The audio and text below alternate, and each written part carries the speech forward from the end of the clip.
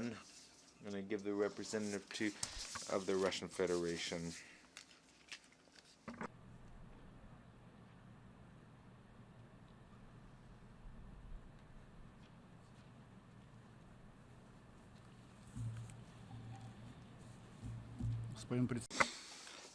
Mr. President, I'd like to congratulate everyone here with the 100th anniversary of the creation of the International Labour Organization, which is the oldest and the most reputable, one of the most reputable organizations in the UN system. We note with satisfaction that the ILO has continued to strengthen its role as a universal body in shaping the socio-labor agenda.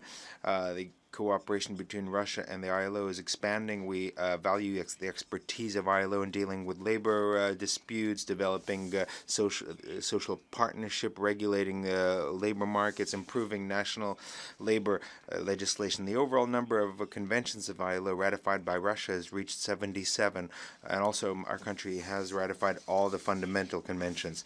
The 100th anniversary is an important event in the development of an organization. We have to use the 108th International Labour Conference in June this year to discuss strategic issues such as the future of work and the role of the ILO in the modern world. We support the development and adoption following that conference, the century declaration, which should be focused on achieving concrete practical results. The development of a global commission on the future of work, the conclusions of this commission could be used to develop a conceptual basis of that declaration. The proposals of the Director General of the ILO overall sufficiently reflects current trends and challenges in the sphere of labor and certainly deserves our support. We believe it's important to continue with our efforts to achieve gender equality in the labor sphere.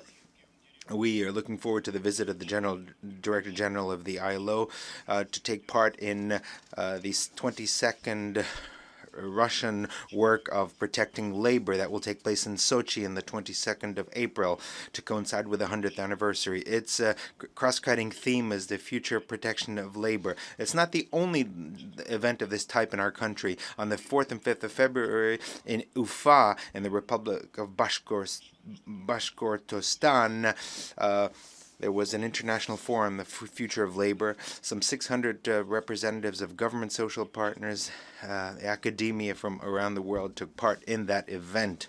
Just tomorrow, in the State Duma of the Federal Assembly of the Russian Federation, which is the lower chamber of parliament, there will be a thematic exhibition opened that will be dedicated to this important event. We're also developing the possibility of holding an event in May in the Foreign Ministry. All this is the contribution of Russia in achieving the commemoration of this very important event at the national level. The Russian delegation at the commemorative session of the International Labour Conference in June will be headed by the Prime Minister, Dmitry Medvedev.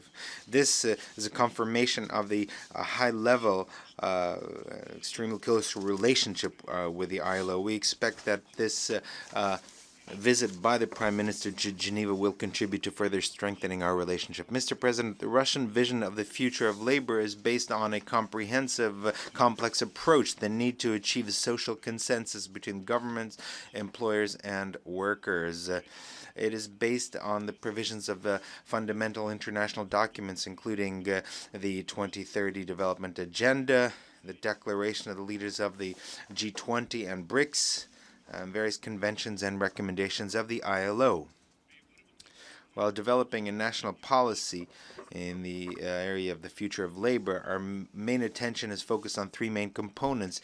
The human dimension, creating quality jobs and effective institutions. We intend to continue making our contribution in promoting the principles of decent work, partnership, a tripartite approach, developing a long-term and strategy focused on the needs of human beings. Thank you very much.